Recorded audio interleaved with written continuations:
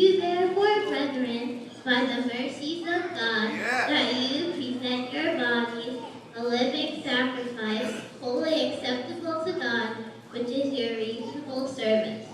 And do not be conformed to this world, but be transformed by the renewing of your mind, that you may prove what is that good and acceptable and perfect will of God.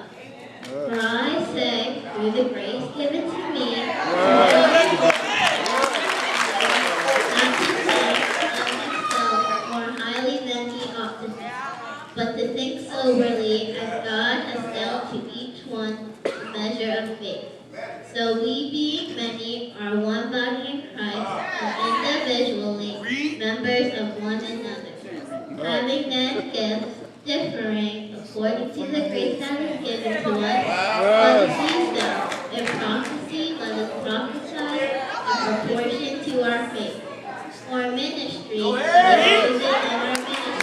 He who teaches in teaching, he who exhorts in exhortation, he who gives with liberality, he who leads with diligence, he who shows mercy with cheerfulness. Let love be without hypocrisy.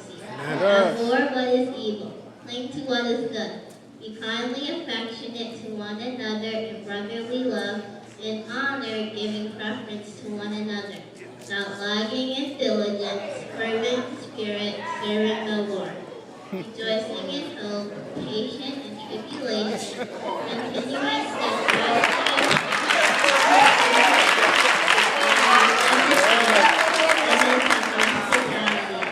bless those who persecute you, bless those who do not curse.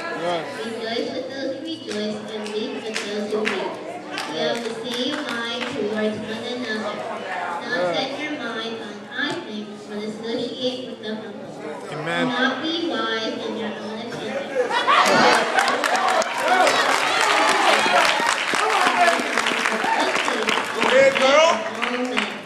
If it is possible, as much as depends on you, live peaceably with all men.